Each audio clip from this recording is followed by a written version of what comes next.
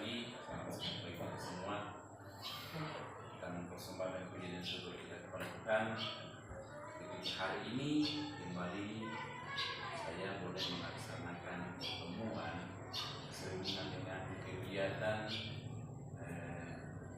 yang ada dalam BNM, terkhusus dalam salah satu RHK yang harus dipresentasikan dalam kegiatan ini. Satu kegiatan yang saya ambil adalah judulnya perencanaan program dan anggaran sekolah berbasis data untuk peningkatan kualitas pembelajaran. Kenapa ini menjadi perhatian saya untuk saya ambil ini? Mengingat bahwa ketika dalam penilaian atau dalam laporan-laporan kemarin khusus untuk pendidikan kita SMP 3 Murid Utara itu sangat-sangat rendah, kita melihat. Sehingga ini yang kita akan percikkan bersama. Saya ambil ini, kemudian habis itu saya buat dia punya program, dan itu mari kita akan diskusikan pada saat ini.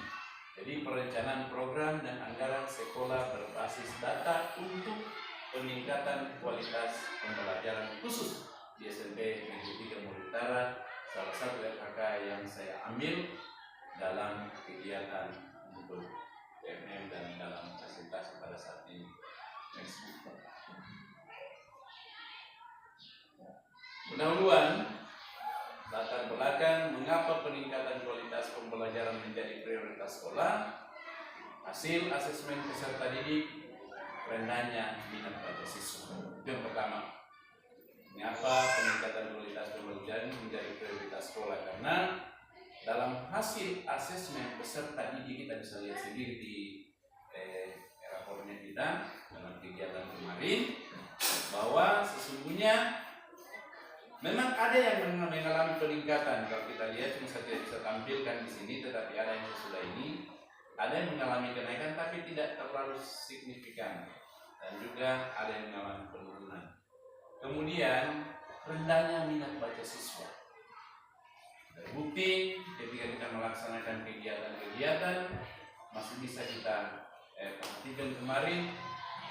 Tidak usah jauh-jauh, sederhana saja dalam upacara siswa saja membaca undang-undang itu masih sangat-sangat ini. Itu sehingga saya berpikir bahwa berarti ini rendahnya minat baca siswa. Kemudian sesuai dengan visi dan misi sekolah yang ingin dicapai terkait peningkatan kualitas pembelajaran, itu jelas dalam visi dan misi sekolah kita. Betul, untuk meningkatkan kualitas pembelajaran yang ada dan mencapai hasil yang lebih baik. Apa tujuannya? Apa yang ingin disampaikan dalam presentasi ini, yaitu memaparkan program-program yang telah dilaksanakan dan salah satu anggaran yang ada di sekolah ini. Kalau seandainya dalam kegiatan ini, bagaimana kita mengalokasikan anggaran ini. Oleh karena itu sebentar saya mohon supaya kepada Bapak Ibu bisa memberikan saran, usul, karena ini supaya betul-betul apa yang saya tampilkan ini akan menghasilkan yang lebih baik dari hal-hal yang kemarin. Jadi memang tujuannya kita adalah visi dan misi sekolah. Jelasnya bahwa semuanya itu kita akan melihat bagaimana tahapan-tahapan yang kita laksanakan untuk menuju mencapai satu tujuan ini. Karena tujuan presentasi yang saya laksanakan pada hari ini adalah yaitu untuk memaparkan program-program yang ada sehubungan dengan judul yang saya ambil, yang kegiatan ini dalam untuk peningkatan kualitas pembelajaran. Maka kita akan memberikan apa kira-kira program yang kita akan laksanakan, tahapan-tahapan apa yang kita akan laksanakan. Oke, next. Analisis situasi yang saya dapat, yaitu yang pertama adalah kondisi existing, gambaran kondisi sekolah saat ini terkait kualitas pembelajaran. Yang pertama, saya berpikir mungkin masalah fasilitas, sarana prasarana, kompetensi guru, minat belajar siswa. Yang pertama adalah fasilitas. Memang kita hidup di sini adalah masih sangat-sangat kekurangan dan sangat terbatas, sehingga memang yang biasanya yang dilakukan itu adalah tinggal bagaimana guru itu sendiri. Ya, karena memang kita tahu sendiri saja bantuan-bantuan kita masih sangat-sangat rendah. Sarana prasarana, apalagi dengan keadaan di sekolah kita, termasuk sarana prasarana masih terbagi dua. Kita di sana, sebagian lagi di sini. Guru-guru harus mencari waktu untuk bisa melaksanakan tugas ini. Kemudian habis itu kompetensi guru. Karena di sini kita tahu bahwa ada guru yang mengajar itu bukan pada fisiknya. Nah, itu. Dan ini adalah juga saya jujur ketika saya berada di sini, ya agak kurang guru itu yang mengikuti kegiatan-kegiatan pelatihan. Ya, karena memang mungkin karena kita berada di wilayah-wilayah yang agak jauh dari kabupaten, sehingga itu mungkin. Tinggal sekarang kita punya inisiatif bagaimana guru itu untuk selalu mengikuti kegiatan-kegiatan karena sudah banyak yang ditawarkan. Sudah banyak yang ditawarkan atau banyak yang ditampilkan dalam kegiatan-kegiatan yang memang sudah dilaksanakan lewat Zoom, ya, dan kegiatan-kegiatan itu dalam proses peningkatan untuk pembelajaran ini. Kemudian habis itu minat belajar siswa. Minat belajar siswa yang kita lihat memang sangat tinggi dengan terbukti kemarin, ya, dalam pengalaman kita kemarin masih banyak sekali siswa yang belum terlalu ingin untuk membaca. Bagaimana untuk memotivasi mereka agar supaya minat belajar siswa itu ada. Kemudian tantangan yang dihadapi dalam upaya peningkatan kualitas pembelajaran.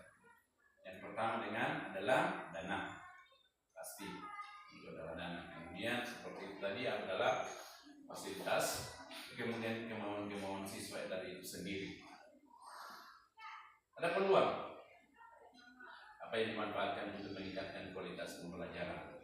Ya, karena itu dalam kedepannya kita harus bisa dapat mempergunakan peluang-peluang yang ada.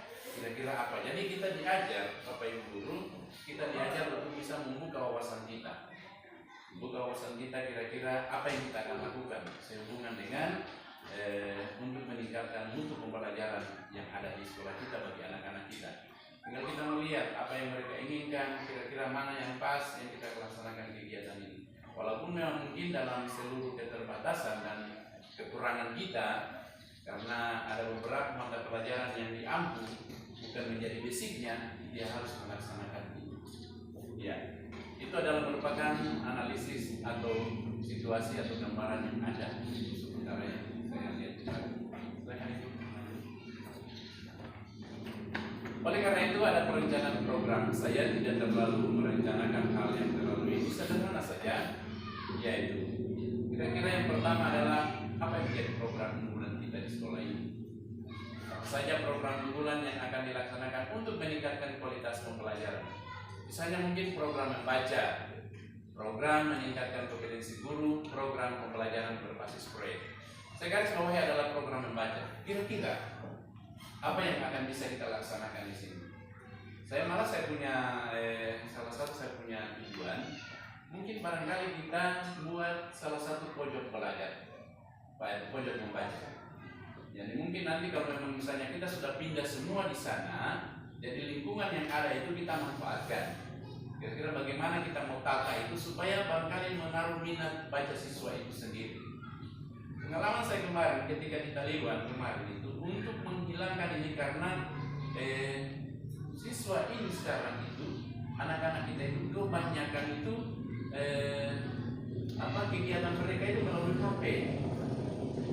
Bagaimana caranya untuk menghilangkan ini? Oleh karena itu salah satu seperti itu. Kemudian habis itu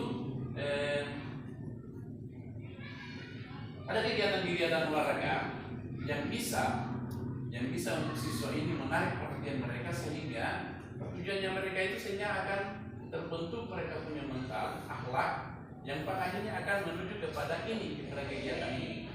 Jadi barangkali kita tidak selalu semata-mata terfokus pada materi yang sudah ada, tapi bagaimana kita akan mengembangkan itu untuk melihat bagaimana minat daripada siswa itu sendiri. Apalagi salah satu adalah minat membaca. Makanya itu nanti barangkali bisa kita apa kira-kira yang kita adakan. Ketika kita sudah buat itu pojok minat pojok membaca itu, kira-kira apa yang kita akan adakan di sana itu. Bagaimana kita akan mengatur seperti itu. Kemudian habis itu program peningkatan kompetensi guru.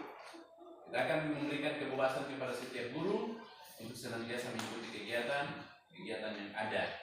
Ya, apakah itu adalah program dinas melalui kita punya kegiatan MGMP bagi seluruh bidang studi atau zaman guru.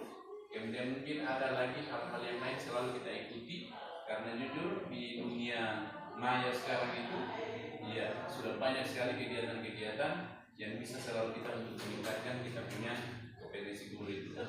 Bisa juga kalau memang ini mungkin akan ditawarkan, kalau memang ini nanti ada istilahnya juga mungkin dari daerah ya membuka untuk bisa kita belajar ya, memberikan mengambil kita punya pendidikan nanti untuk meningkatkan kita punya pendidikan, mungkin barangkali S2 ya, barangkali kita nanti bisa benar-benar itu sampai kepada kita. Program pembelajaran yang berbasis proyek, yaitu adalah kira-kira apa yang menjadi prioritas kita di dalam kegiatan-kegiatan ini.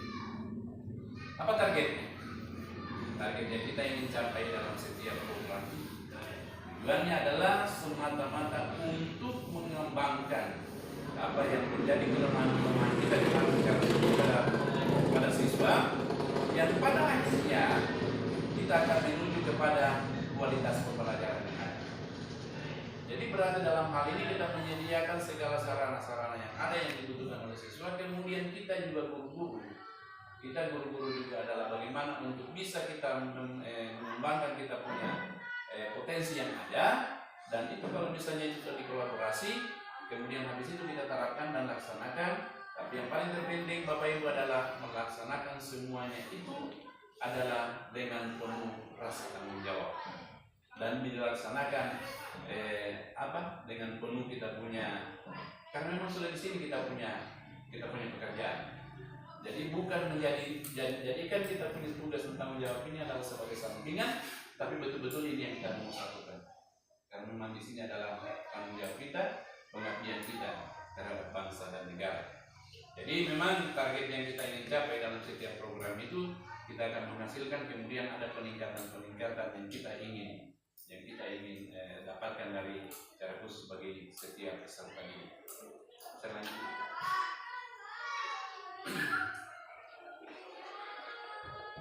ini yang menjadi kendala, alokasi anggaran.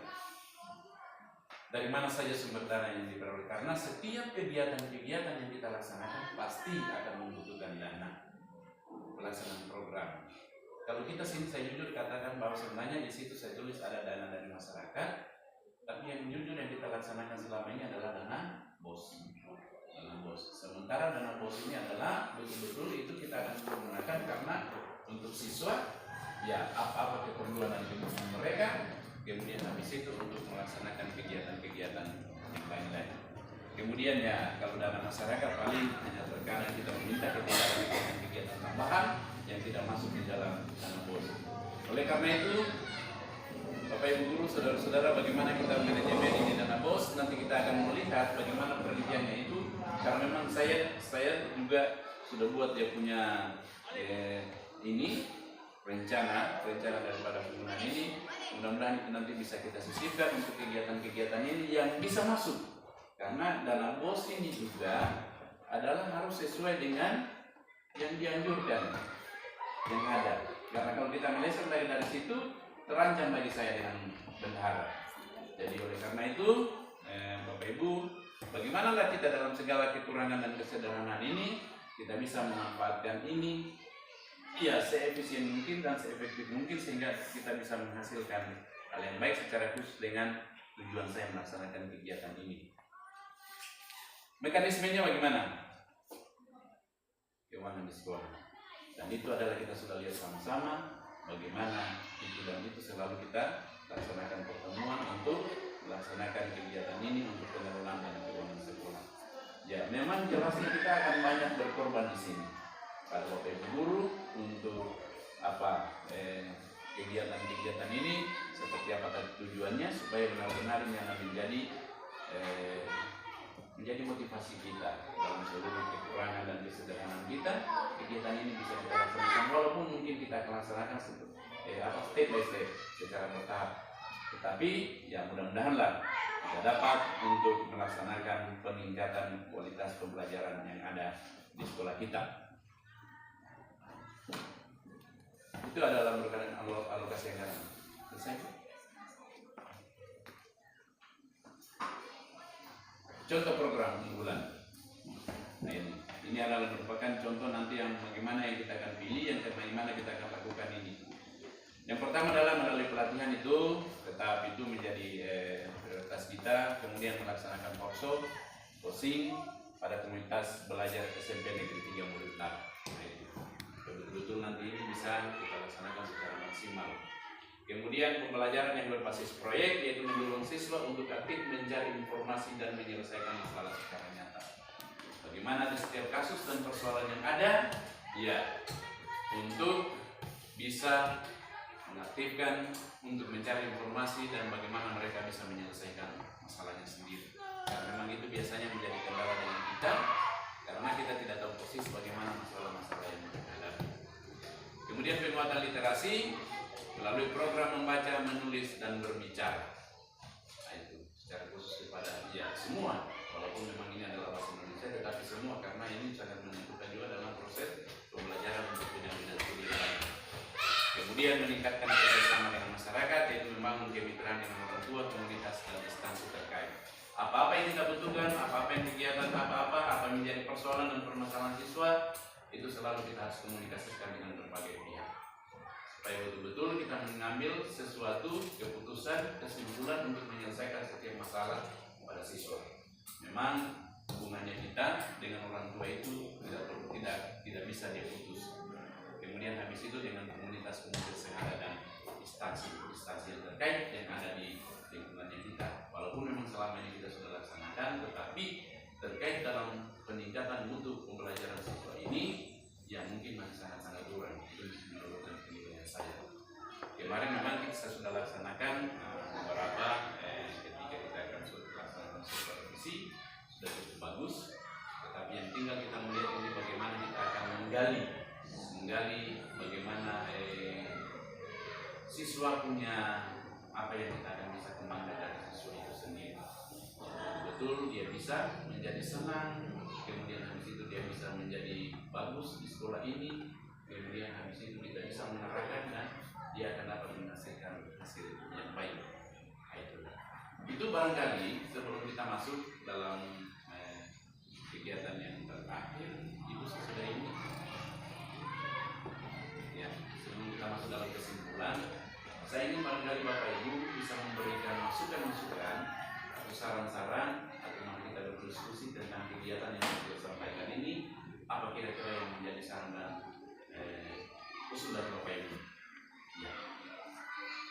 Jangan pembicaraan saya. Silakan Pak. Ya, terima kasih dengan kesempatan. Tadi ada program yang disampaikan adalah ya ada materi yang disampaikan, yaitu kurangnya minat baca siswa. Ya, tadi sudah ada jalan keluar atau ada solusi yang disampaikan oleh Pak Sekolah, yaitu membuat pojok baca. Ya, barangkali salah satu yang saya tambahkan di sini yang perlu kita adakan adalah bukan hanya pojok membaca, tetapi bagaimana kita mencari buku bacaan yang menarik daripada itu siswa itu sendiri, ya, menarik minat baca. Tadi memang kelihatannya di sekolah kita ini masih kurang buku bacaan, ya, terutama yang menyangkut dengan masalah pelajaran yang ada di sekolah. Ya, boleh juga kita adakan untuk membuat siswa itu rajin belajar membaca, rajin membaca, kita pilihlah atau kita adakan buku bacaan yang menarik. Ya, mungkin itu salah satu solusi. Nah, kalau kita lihat dari alokasi pelanggaran tadi, saya rasa ini masih bisa kita masukkan dalam anggaran dana BOS, dan mungkin juga bisa sebagian dibantu oleh komite. Ya, itu sementara saya dari Pak. Iya, masukan yang sangat bagus. Terima kasih Pak. Nanti lagi kita saling memberi mencari tentang ini, tentang hal ini. Kemudian habis itu nanti kita kerjasama yang baik. Kemudian mudah-mudahan itu bisa kita sisipkan dalam penganggaran lagi, karena memang ada anggaran-anggaran berubah. Karena jujur memang di sekolah kita di sini memang hanya BOS betul. Mudah-mudahan nanti ketika ini kegiatan, karena biasa kita bisa lihat kemarin ketika kita melaksanakan rapat, bagus sekali kalau kita rapat dengan komite. Tetapi ujung-ujungnya dalam realisasinya itu yang biasanya kita menemui kendala. Kemarin saja kita punya sekolah di sana, ya kita sudah bisa betulkan bahwa ini kami sangat membutuhkan WC supaya karena kita sudah bisa belajar di sana. Tetapi sampai pada hari ini sudah laku sekali kayak ini. Saya tidak tahu apa yang menjadi kendala dan alasannya. Mereka, saya belum pernah juga ketemu lagi dengan Pak Komite, sehingga membuat saya bukan pesimis. Saya tetap kita akan optimis. Tinggal bagaimana nanti kita saling mengatur ini anggaran, karena memang kita juga anggaran dana BOS-nya kita sangat minim, karena memang jumlah siswanya kita juga yang masih sangat kurang. Tapi kita akan tetap berupaya. Mudah-mudahan banyak link atau banyak pihak yang ikut bisa membantu kita ketika kita mungkin barangkali minta bantuan, yang memberikan, karena pasti pemerhati pendidikan ini akan banyak melibatkan mereka untuk terjun ikut langsung dalam kegiatan ini. Semoga ini adalah kita akan laksanakan ke depannya. Ya, masih ada lagi? Silakan Ibu. Terima kasih kesempatan yang sudah diberi bagi saya untuk memberikan arahan dari yang telah disampaikan oleh Pak Ari untuk menambah minat baca bagi siswa. Bahkan sudah dikatakan tadi harus ada pojok baca. Nah, kemudian yang mencari kekurangan dari kita, saya perhatikan ini bagi anak-anak ini ya, mereka itu suka buka HP, karena memang keberadaan kita di sini buku itu yang sangat kurang. Nah, jadi saya berkesimpulan di sini untuk mengenai buku-buku tambahan akan dijadikan bacaan mendorong anak-anak berminat untuk membaca. Bisa sebenarnya ini kita buat satu proposal. Kita bisa buat satu proposal yang bisa kita ajukan untuk menambah buku-buku kita di sekolah ini. Nah, kemarin ada buku yang masuk, tapi itu buku-buku khusus buku Kristen yang masuk kemarin, ada 1 dolar kemarin. Nah, itu pun karena perpustakaannya kita ini yang memang belum ada, ya, untuk kita jadikan tempat penyimpanan buku. Hanya kita menggunakan gedung belajar siswa yang mau disekat-sekat, ya, seperti itu. Jadi itu yang menjadi kendala bagi kita, karena perpustakaan kita memang yang belum ada. Kemarin ada gedung yang sudah dibangun, tapi itu masih kita gunakan itu untuk kelas siswa. Jadi saya katakan di sini yang paling utama adalah pojok baca. Kita buat saja pojok baca, nanti saya lupa bagaimana caranya saya masukkan di anggaran BOS untuk pojok baca. Entah dia 2 atau 1 saja, tapi kita mulai dari awal seperti itu. Ya, terima kasih, masukan yang sangat bagus. Jadi memang ke depannya kita ini, mudah-mudahan ini di tahun 2025 seperti janji dari kementerian kemarin, karena memang kita kemarin sebenarnya dapat bantuan. Pak Camat sudah berikan saya itu bahwa sudah ada dia punya data bahwa kita dapat sebenarnya 3 gedung lagi kemarin tahun 2024 ini. Cuma alasannya dinas katanya bahwa tidak bisa dapat berturut-turut, dan ini Pak Camat sendiri yang langsung prospek di dinas. Lumayan sebenarnya kemarin itu sudah ada perpustakaannya kita, sebenarnya sudah dalam laboratoriumnya. Tapi mudah-mudahan di janji saya 2025 ya kita punya lokasi yang sudah tersedia itu kita sudah akan bisa manfaatkan semua, sehingga mungkin nanti di sana sudah ada perpustakaannya itu. Tetapi ya tujuannya juga di samping itu untuk mendukung itu, kita buatlah dulu pojok baca itu seperti itu. Kita buatlah pojok baca karena apa? Kenapa ya? Di sini kita masih punya banyak alat-alat bahan-bahannya. Barangkali dari bambu yang kita bisa ukir, bagaimana kita rancang itu supaya bagus, yang bisa memberikan kenyamanan dan minat di situ. Barangkali apa yang kita mau nanti kita mau tempel-tempel di situ, sehingga siswa itu pas misalnya jam istirahat atau misalnya jam kosong bisa mereka ke situ untuk bisa. Tinggal memang kita akan nanti mengadakan apa yang mereka butuhkan. Betul-betul ini karena masalah membaca ya memang macam salah satu kita punya siswa itu. Nah itu memang karena kita tidak punya sekolah luar biasa di sini, otomatislah kita yang menjadi sekolah luar biasa. Jadi harapan saya bahwa ke depannya Bapak Ibu kita terus semangat, kita terus memberi diri untuk untuk totalitas kita dalam pelaksanaan kegiatan dan tanggung jawab kita yang ada. Mudah-mudahan dalam kesederhanaan yang ada yang kita bisa tampilkan pada saat ini itu akan bisa memotivasi kita untuk bisa berbuat step by step untuk kedepannya akan lebih baik ini. Masih ada lagi?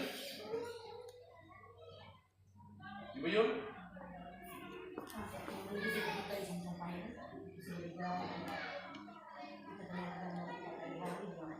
Ibu Wina? Ya Pak, saya setuju tadi dengan kedua guru. Mungkin bisa ditambahkan lagi, mungkin bisa ditambahkan jadwal, misalnya mungkin 15 menit diwajibkan siswa untuk membaca, karena kan seni itu kan berawal dari habit Pak, kebiasaan kan. Kalau tidak dibiasakan dari sekarang, kan tidak akan mungkin mereka punya minat untuk membaca itu. Jadi memang harus ada jadwalkan. Biar cuma 10-15 menit, tapi terjadwal dan dilaksanakan secara konsisten pasti. Iya. Anu juga malah saya pikir bagus itu. Karena waktunya kita jangan terlalu berpatokan bahwa kita harus keluar jam ini. Itu bisa kita tentukan apa kita mau keluar jam segini. Jadi maksudnya dan itu kita manajemen betul-betul supaya bisa maksimal. Kalau saya berpikir kemarin mungkin yang lebih lagi bisa kita naikkan di sini adalah pagi sebelum mereka masuk sekolah, masuk ruangan. Barangkali ada sesuatu mungkin barangkali berapa orang, yang kita misalnya ini nanti. Nah itu apa yang tugas-tugas kayak macam sarapan pagi yang bisa kita anukan kepada siswa supaya kalau macam matematika itu sering itu biasanya mungkin kali-kali. Nah ini akan bisa juga yang lain-lain itu bahasa Inggris, IPS, IPA, nah itu agama, ketiga. Tapi kan pada saat sebelum masuk paginya itu bagus sarapan pagi. Jadi mungkin barangkali membuka wawasan kita lah di sini, membuka wawasan kita. Bagaimana kita harus berbuat ini dengan misalnya materi-materi yang ada ini supaya betul-betul itu adalah bisa dikuasai penuh dan memberikan dampak yang sangat luar biasa kepada siswa. Dan dampaknya adalah nanti mungkin kita akan lihat bagaimana tentang penilaian-penilaian yang ada yang kita berikan sehingga guru tidak pusing tujuh keliling bagaimana ini harus remedial ini karena siswa yang ada sudah benar-benar itu adalah dibekali dan mereka mampu untuk menyerap setiap apa yang kita laksanakan, maka itu akan mendongkrak setiap penilaian yang ada dari setiap bidang studi. Jadi barangkali terima kasih untuk semuanya ini biar dalam kegiatan kita yang sangat sederhana ini tetap akan memberikan penguatan bagi kita, motivasi bagi kita berguru untuk kedepannya kita bisa berbuat lagi lebih baik untuk memberikan setiap tanggung jawab kita, setiap materi pembelajaran yang ada buat kita mencari solusi-solusi yang ada yang bisa untuk lebih meningkatkan kita punya itu pembelajaran yang kita punya oleh kita.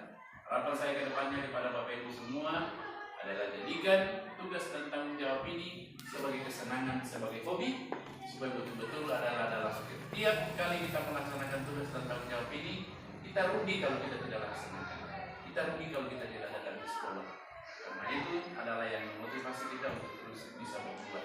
Puji Tuhan, pemerintah luar biasa sudah sangat-sangat perhatian terhadap dunia pendidikan. Zamannya kami saja lalu yang dapat sertifikasi itu dia harus golongan ini, harus golongan ini. Sekarang ya masih muda-muda sudah dapat. Kemudian ya mudah-mudahan lah dengan janjinya presiden ini.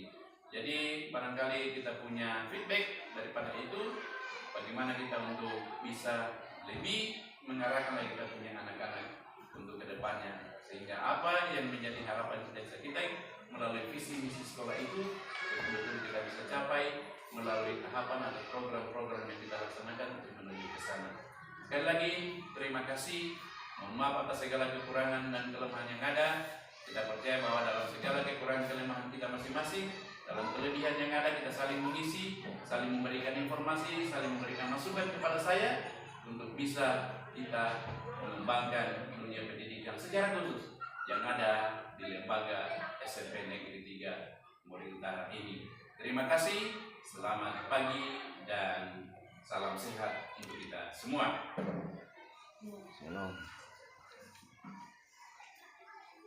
Berapa menit?